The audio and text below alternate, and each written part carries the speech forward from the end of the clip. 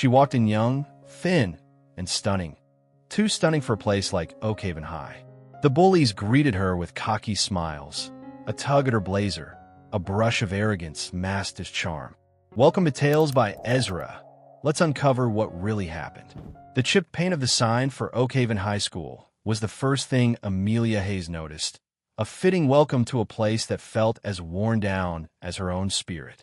Oakhaven had a reputation that preceded it, a low hum of disciplinary issues, disengaged students, and a faculty that seemed to rotate almost as frequently as the seasons. Amelia, clutching her worn briefcase containing lesson plans and a slim volume of poetry that was her only true companion, took a deep breath. This was her latest attempt at a fresh start. A quiet life, teaching English literature, a world away from the echoing corridors and sterile precision of the life she'd left behind, a life of hushed briefings, high stakes, and the constant thrum of vigilance. That former existence, one of keen observation and even keener instincts honed in environments where a misstep could have irreversible consequences, was a chapter she was determined to keep closed. She wanted nothing more than the rustle of turning pages, the spark of understanding in a student's eyes, the simple rhythm of a school day. The main office was a study in organized chaos.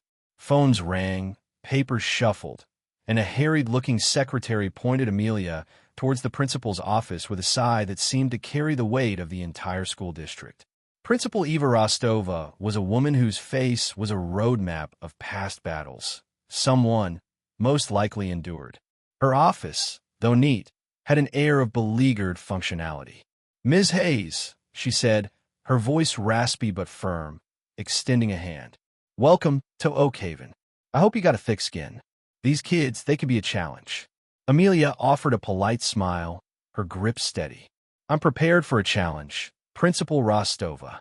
I'm looking forward to teaching." Rostova's eyes, sharp and assessing, lingered on Amelia for a moment. "Good. We need teachers who are looking forward, not looking back."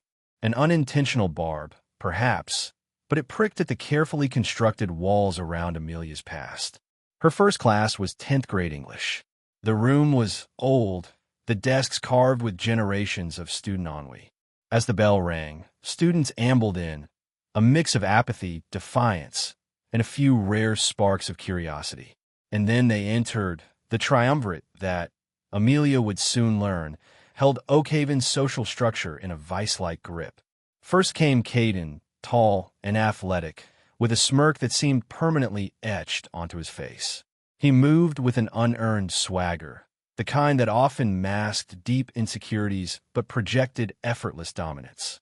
Flanking him were Maya, whose sharp, intelligent eyes missed nothing and whose tongue was reportedly sharper, and Liam, a hulking presence who rarely spoke, but whose loyalty to Caden was absolute, enforced with a quiet menace.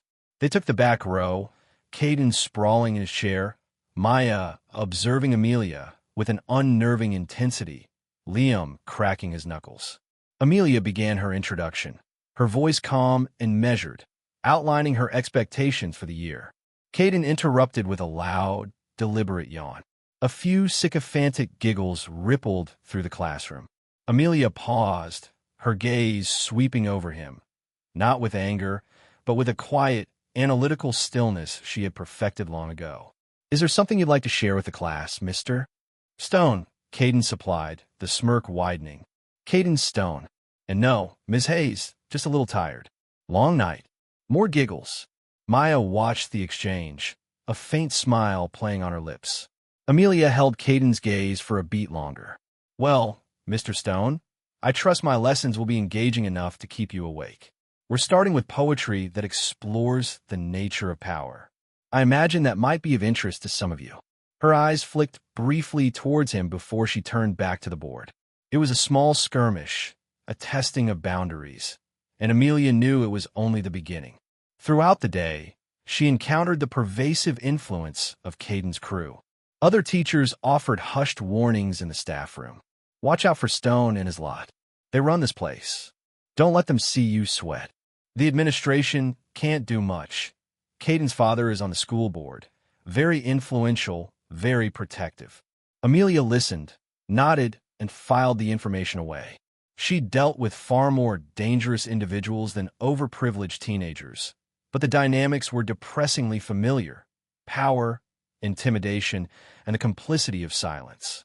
She spent her lunch break in her classroom, eating a sandwich and reviewing student files, trying to understand the terrain she now inhabited. Her predecessor had left scant notes, mostly just grades and a scribbled "good luck" on the final page. As she was leaving for the day, she saw Caden, Maya, and Liam by the lockers, cornering a smaller, nervous-looking freshman. They weren't physically harming him, but their posture, their tone, the way the freshman cringed, spoke volumes. Caden took the boy's cap, tossed it to Liam, who then dropped it into a nearby trash can. They laughed as the freshman, his face burning, fumbled to retrieve it. Amelia's jaw tightened. She remembered Principal Rostova's words about a thick skin. It wasn't her skin she was worried about. It was the casual cruelty, the erosion of dignity she was witnessing. She walked past, her expression neutral, but her mind was already working, analyzing, calculating. This quiet life, she saw, it was already demanding more of her than she had anticipated, stirring instincts she had tried so hard to suppress. The echoes of her past, the discipline, the strategic thinking, the understanding of power dynamics, were not so easily buried. Oakhaven, it seemed, was not just a school, it was a new kind of proving ground. The first few weeks at Oakhaven High settled into a tense rhythm for Amelia Hayes. She delivered her lessons with a calm professionalism that Caden Stone and his cohorts, Maya and Liam, seemed to view as a personal challenge. The disruptions were persistent, calculated to undermine her authority and entertain their audience. Paper airplanes would mysteriously launch during quiet reading. Whispered jokes would elicit Snickers time for maximum impact, and questions designed to embarrass or provoke were lobbed like carefully aimed darts. Maya, with her sharp intellect, was particularly adept at twisting literary interpretations into subtle critiques of Amelia's teaching or Oakhaven itself, always with an air of plausible deniability. Liam's contributions were more physical: a dropped textbook that would land with a resounding crash, a chair accidentally scraped across the floor during a crucial point in a lecture. Caden orchestrated it all with a conductor's finesse, his smirk a constant, irritating presence. Amelia, drawing on reserves of patience she hadn't realized she possessed, and a deeper well of self-control honed in far more dangerous arenas, navigated these daily skirmishes with an outward serenity. She'd address the disruptions calmly, redirect attention, and refuse to be drawn into power struggles. She documented everything meticulously in a private journal: dates, times, specific behaviors, her responses. This, too, was a habit from her former life: gather intelligence, understand the adversary, identify patterns. She knew that emotional reactions were what they craved, proof that they could rattle her. She denied them that satisfaction. Her attempts to engage Caden's group in any meaningful academic discussion were met with a wall of indifference or sarcasm. "Why do we need to read this old stuff, Miss Hayes?" Caden would drawl, leaning back in his chair.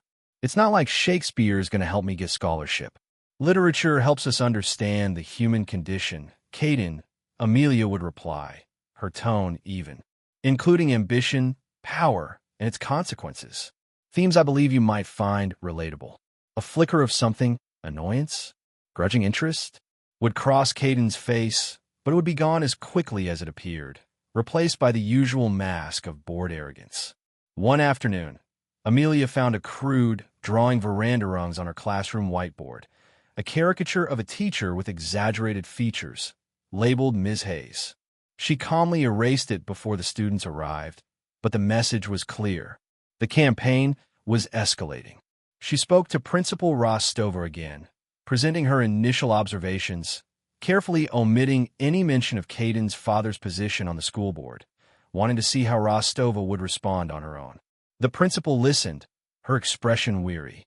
"Ms. Hayes, I appreciate your diligence. Caden Stone is a handful.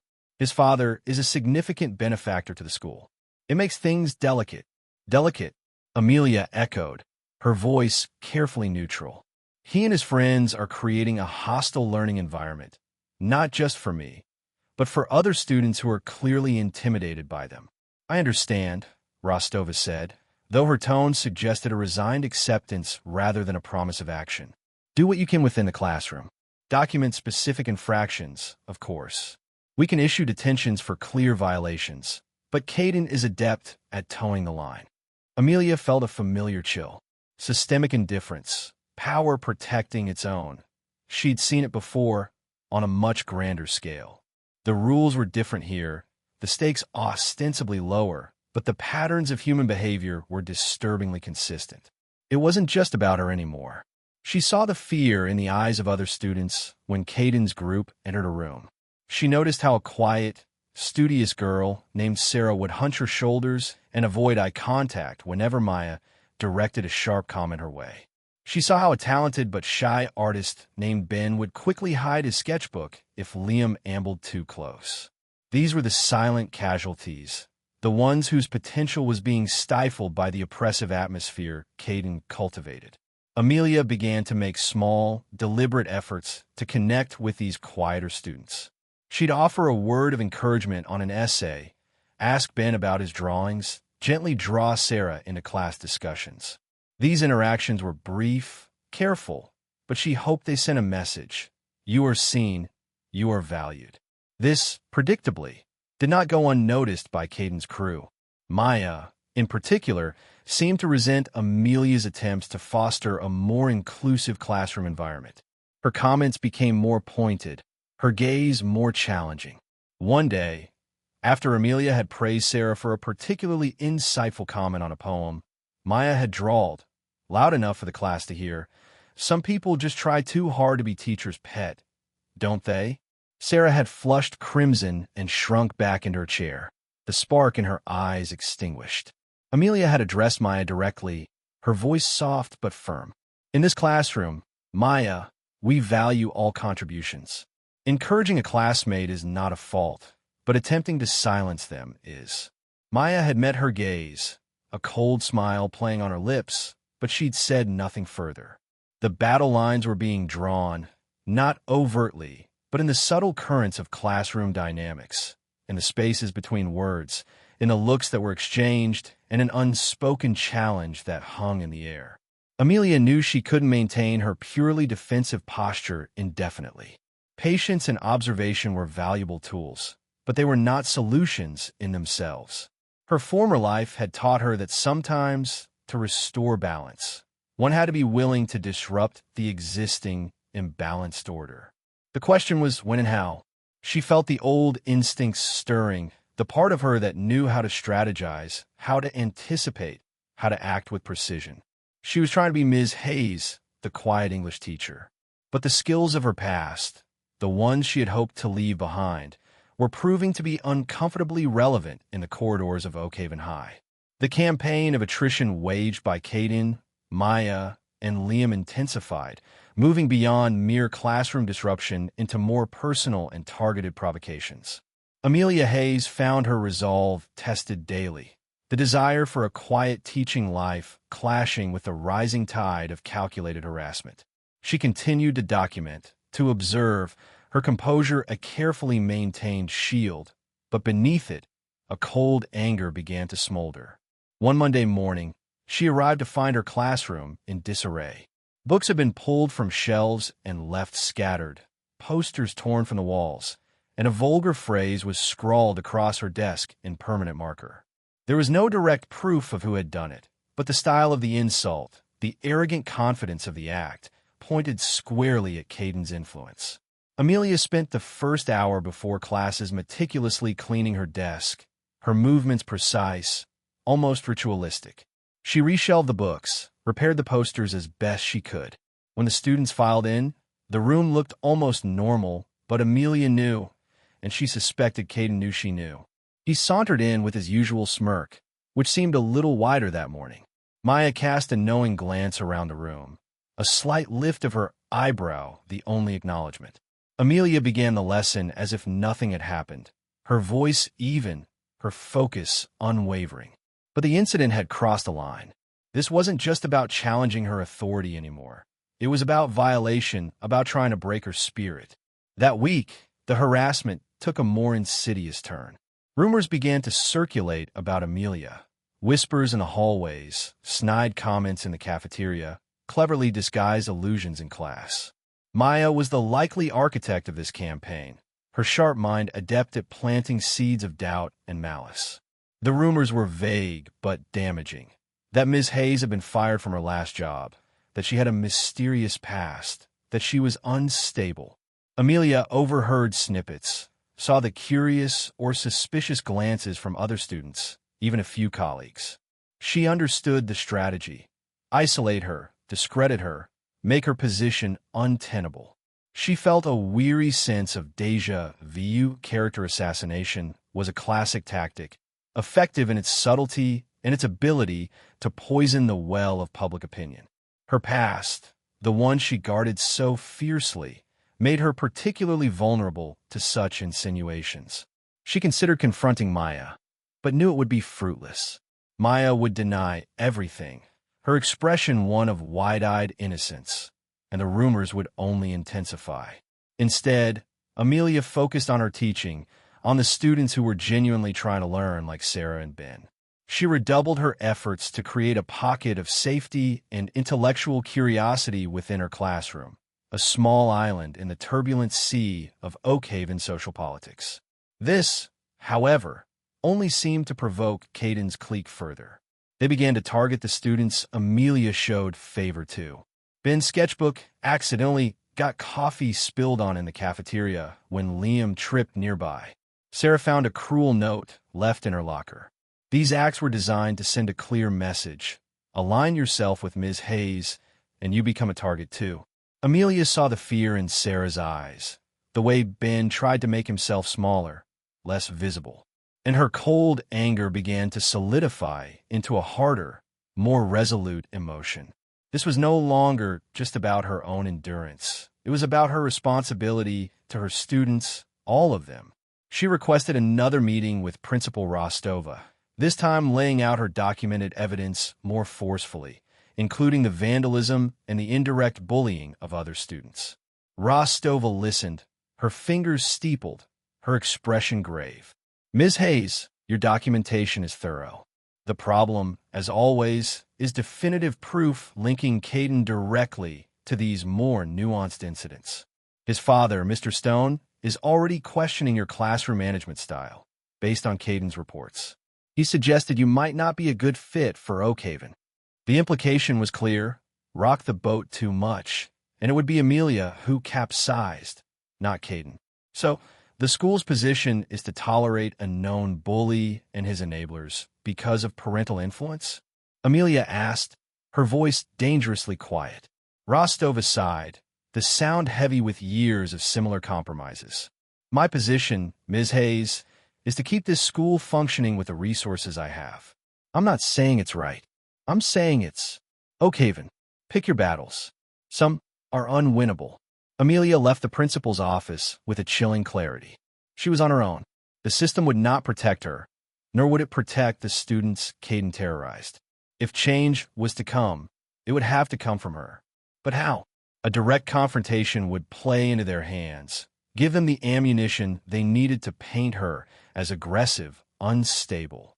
She needed a different approach, one that utilized her unique skill set, the very skill she had tried to leave behind.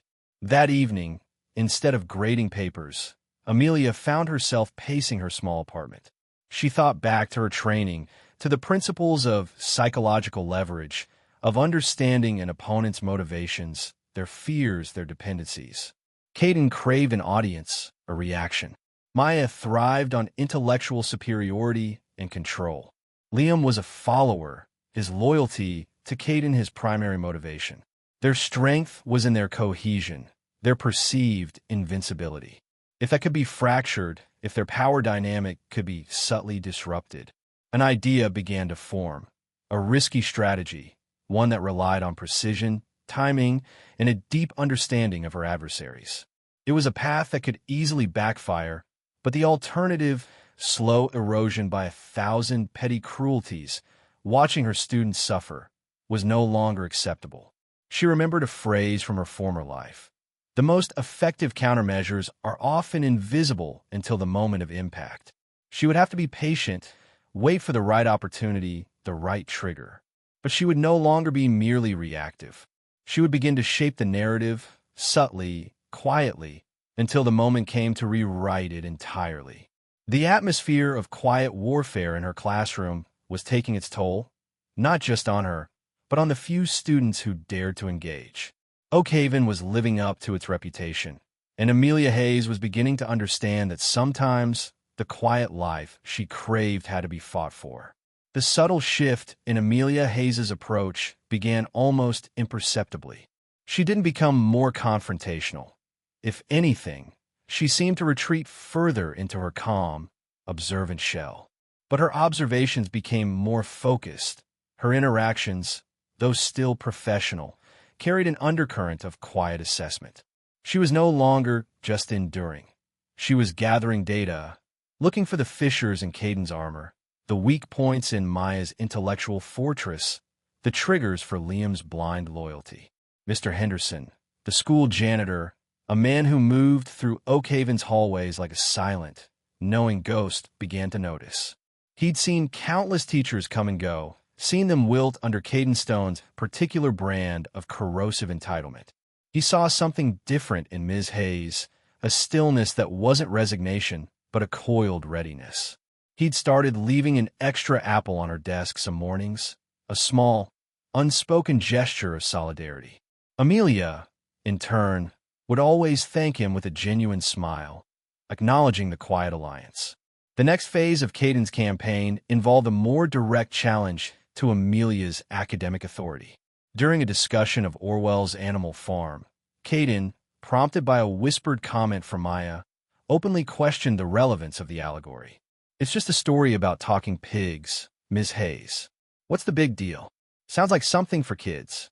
Amelia didn't rise to the bait. Instead, she turned a question back to the class. "That's an interesting perspective, Caden. Can anyone see parallels between the animal's struggle for power and situations we might observe in our own world? Perhaps even within a school environment?" Her gaze swept innocently across the room, lingering for a fraction of a second too long on Caden's clique.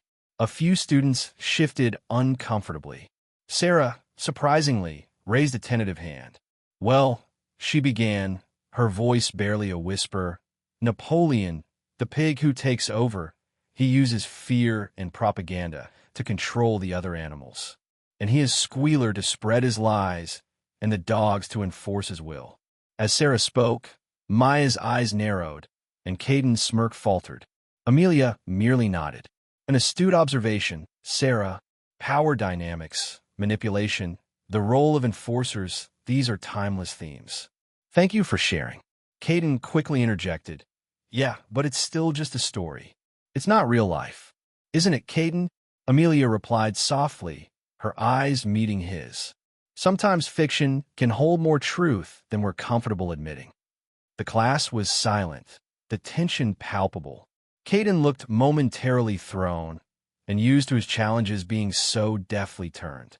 Maya, however, seemed intrigued, a new glint in her intelligent eyes. Amelia had planted a seed, not of rebellion, but of thought. She continued to focus on empowering the quieter students, creating opportunities for them to shine. She assigned a group project where students had to analyze and present on different forms of rhetoric, from political speeches to advertising. She deliberately grouped Sarah and Ben with a few other less assertive students, and to everyone's surprise, their group, with Ben's artistic skills creating compelling visuals and Sarah's quiet intellect guiding their analysis, produced one of the most insightful presentations. Caden's group, which he naturally dominated, delivered a slick but superficial effort. Amelia praised Sarah and Ben's group publicly, highlighting their collaboration and depth of understanding. Caden seethed silently. His power was based on the perceived weakness of others. Seeing them succeed, especially under Amelia's guidance, was an affront. The attacks on Amelia's property then escalated beyond the classroom.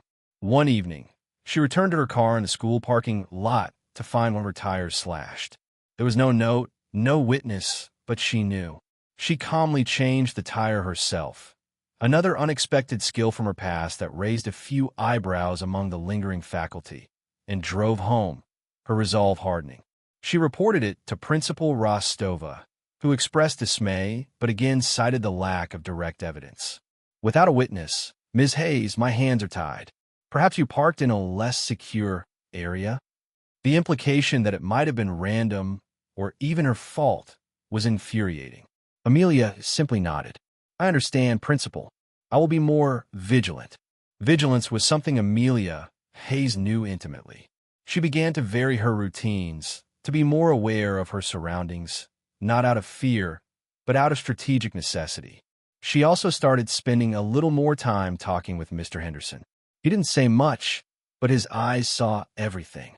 He mentioned, offhand, how Caden and Liam often hung around the auto shop after school, even though neither of them took auto shop class. He also noted that Maya sometimes stayed late in the library, using the computers for research that often involved looking up social media profiles of teachers. Small pieces, but they formed a pattern. Amelia knew the confrontation was coming. Caden was not the type to accept a quiet defeat or a shift in the established order. His ego, his sense of entitlement, was too deeply ingrained. He would need to reassert his dominance, and he would likely choose a time and place where he felt he had the advantage, where he could ensure an audience and maximum humiliation for Amelia. She began to prepare, not by arming herself in a conventional sense, but by stealing her mind, sharpening her focus, and anticipating their likely moves. She reviewed her knowledge of adolescent psychology, of power dynamics in closed groups, of de-escalation techniques that bordered on psychological judo. She was playing a long game, and she knew the most dangerous moments often came just before the checkmate. The air in Oakhaven High grew heavier, charged with unspoken anticipation. Students watched Amelia and Caden's clique with a mixture of fear and fascination. They sensed that the quiet war of attrition was about to reach its boiling point. And Amelia Hayes, the enigmatic English teacher, was ready.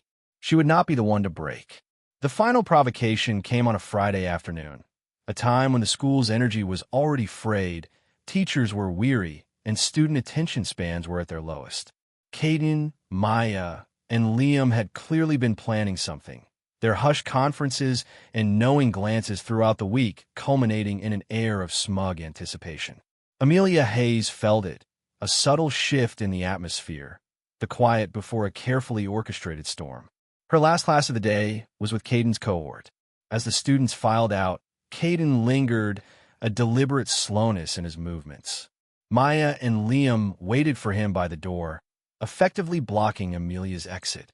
Ms. Hayes, Caden began, his tone deceptively casual. We were just wondering if you had a few minutes. There's something we wanted to discuss with you. Amelia, who had been tidying her desk, turned to face them, her expression calm, her posture relaxed but alert. Of course, Caden. What's on your mind? She asked, though she had a strong suspicion she already knew. This was it, the setup. Well, Caden continued, taking a step into the classroom, Maya and Liam following like shadows. It's about your teaching style. Some of us feel it's a bit aggressive, like you're trying to push an agenda. Maya chimed in, her voice smooth and articulate. Yes, some students feel intimidated. They're afraid to speak up if they disagree with your interpretations. It's creating a rather stifling atmosphere. Liam just grunted, cracking his knuckles, a silent, physical underscore to their words. Amelia listened patiently, her gaze moving from one to the other. She recognized the tactic, a coordinated accusation designed to put her on the defensive, to make her justify herself to them. They had likely chosen the empty classroom, after the final bell, to ensure no other students or teachers would witness it, allowing them to control the narrative later. I appreciate you bringing your concerns to me directly, Amelia said, her voice even. However, I'm a little surprised. My intention is always to foster open discussion and critical thinking. If students feel intimidated, I would encourage them to speak with me privately or with Principal Rostova. Oh, We tried talking to Rostova, Caden said with a dismissive wave of his hand. She doesn't really get it. We thought maybe you'd be more receptive if you knew how people really felt. He took another step closer, moving into her personal space. Liam shifted, subtly positioning himself nearer to the door. Maya watched Amelia's face intently, looking for any sign of weakness, of fear. And how do people really feel, Caden? Amelia asked, her voice still calm, but with an underlying edge of steel that hadn't been there before. Caden's smirk widened. He thought he had her. They think you're a joke, Ms. Hayes. They think you're trying too hard. They think you don't belong here. He leaned in, his voice dropping to a conspiratorial whisper. And frankly, so do we. Maybe Oakhaven just isn't the right fit for you. Maybe you should think about moving on before things get uncomfortable. The threat, though veiled, was unmistakable. This was the breaking point, the moment she had anticipated. The carefully constructed composure she had maintained for weeks settled into something different now. A focused, diamond-hard resolve. This was no longer about enduring. It was about ending it. Uncomfortable, Caden, Amelia repeated, her voice very soft, very precise. Let me tell you what I find uncomfortable. I find it uncomfortable when students use their perceived power to intimidate others. I find it uncomfortable when intelligence is used not to enlighten, but to manipulate and wound. And I find it profoundly uncomfortable when young people who have every advantage choose to behave like petty tyrants rather than aspiring to something better. Her gaze swept over Maya, then Liam, then settled back on Caden. The temperature in the room seemed to drop several degrees. Caden's smirk faltered. This was not the reaction he'd expected. He'd anticipated tears, anger, a stammering defense. He hadn't anticipated this icy, unwavering calm, this direct, almost clinical dissection of their behavior. Maya's eyes narrowed, a flicker of surprise, perhaps even grudging respect, in their depths. Liam looked confused, his usual brutish confidence wavering. Who do you think you are? Caden blustered, trying to regain control. You're just a teacher. Nobody's special. Oh, I think perhaps I am, Caden, Amelia said, a faint, enigmatic smile touching her lips. You see, I spent a good deal of my life studying people like you. People who derive their sense of self-worth from diminishing others. And I've learned a few things. She took a small, almost imperceptible step forward, subtly shifting the spatial dynamic. Caden instinctively took a half step back. I've learned, Amelia continued, her voice still quiet but carrying an undeniable weight, that bullies at their core are remarkably fragile. Their power is an illusion built on the fear of others and their own deep-seated insecurities. Take away the fear, expose the insecurity, and the entire edifice crumbles. She paused, letting her words sink in. The silence in the classroom was absolute. You think you run this school, Caden. You think Maya's clever words and Liam's physical presence give you dominion. But it's a very small kingdom, built on very shaky ground. Caden's face was flushed now, his earlier confidence replaced by a rising tide of anger and confusion. You can't talk to me like that. Maya started to speak. Ms. Hayes, I think you're misinterpreting. Am I Maya? Amelia interrupted, her gaze snapping to the girl, sharp and penetrating. Or are you simply enused to someone seeing through the carefully constructed facade? Your intelligence is a gift, Maya. It's a shame to see it wasted on such uninspired machinations. Maya visibly recoiled, a rare flush rising on her cheeks. Liam looked from Caden to Maya, then to Amelia, his brow furrowed, the simple script he usually followed suddenly unwritten. The carefully laid trap was springing, but not on the one they had intended.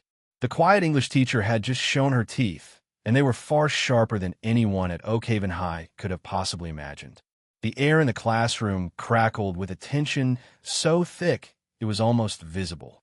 Caden, Maya, and Liam, who had walked in expecting to intimidate Amelia Hayes into submission, now found themselves disarmed and disoriented by her sudden, icy transformation. The hunter had become the hunted, and they didn't know the rules of this new game. Caden, his face a mask of affronted rage, lunged forward, his voice a low snarl. You think you can just waltz in here and talk down to us? We'll make your life a living hell. You'll be begging to leave Oakhaven by the time we're done with you. He was trying to reassert his dominance, to reclaim the narrative through sheer aggression. Liam, seeing Caden's move, tensed, ready to follow his lead. Amelia didn't flinch. She didn't raise her voice. Instead, she moved with a speed and precision that was utterly startling. As Caden reached for her, perhaps to shove or grab her arm, Amelia sidestepped with an almost fluid grace, her hand coming up not to strike, but to subtly redirect his momentum. Caden, overbalanced and propelled by his own anger, stumbled past her, crashing heavily against a row of desks. The clatter of falling books and the thud of his impact echoed in the sudden silence.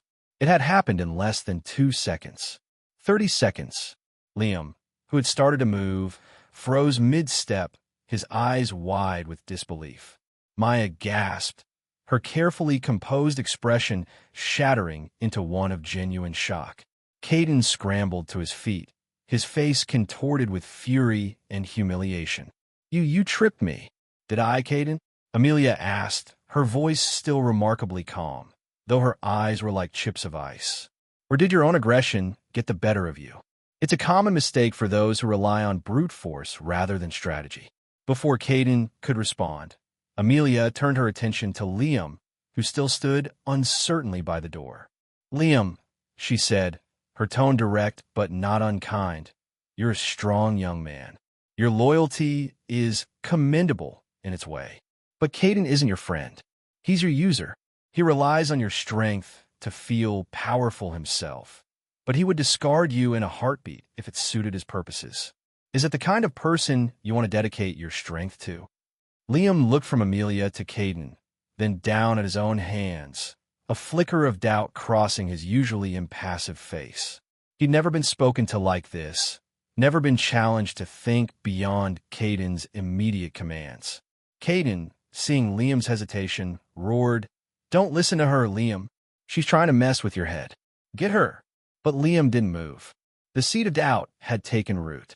Amelia then faced Maya, whose sharp mind was clearly racing, trying to process this new, dangerous variable. "And you, Maya," Amelia said, her voice softening slightly, but losing none of its steel. "You are, without a doubt, one of the most intelligent students in this school.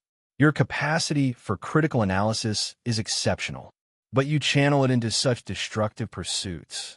Imagine what you could achieve if you used that intellect to build, to inspire, rather than to tear down and manipulate. Is this truly the best use of your talents? Orchestrating petty cruelties for Caden's amusement?" Maya stared at Amelia, speechless for perhaps the first time in her life. The calm, accurate assessment of her abilities, coupled with the gentle but firm rebuke of her actions, had struck a nerve far deeper than any angry outburst could have. Caden, meanwhile, had recovered enough to try a different tack. "You can't do this. You assaulted me. I'm telling my father. Imtaling principal Rustova. You'll be fired." "Will I?" Amelia replied, raising an eyebrow. "Let's consider the narrative, shall we?" 3 students remain after class to discuss concerns with their teacher. An empty classroom. No witnesses, or so you thought. She paused. Then her gaze flicked toward a small, almost invisible security camera mounted in the corner of the ceiling, a recent addition to Oakhaven's outdated infrastructure, one she had noted on her first day. Fortunately, Oakhaven has recently upgraded its security in some areas. I believe that camera records both audio and video. It will have captured our entire discussion, including your initial accusations, your threats, Caden's lunge, and my defensive redirection. It will also have captured my attempts to de-escalate the situation by appealing to Liam's sense of loyalty and Maya's intellect. Caden's face went pale. Maya's eyes darted to the camera, then back to Amelia, a new understanding dawning. Liam just looked confused. They had walked into a perfectly laid trap, not of violence, but of irrefutable evidence. "You see," Amelia continued, her voice returning to its usual calm, pedagogical tone, The most effective way to deal with bullies isn't always to meet force with force. Sometimes it's about understanding the dynamics at play, anticipating their moves, and using their own momentum, their own assumptions against them. It's about strategy, Caden, something you seem to have overlooked in your enthusiasm. The fight had gone out of them. Caden was deflated, his anger replaced by a dawning panic. Maya was silent, her mind clearly reevaluating everything she thought she knew about Ms. Hayes. Liam looked like he just wanted to disappear. Now, Amelia said, her voice firm but fair. I believe we all have an appointment with Principal Rostova. I suggest we walk there together. And on the way, perhaps you can consider the nature of true power.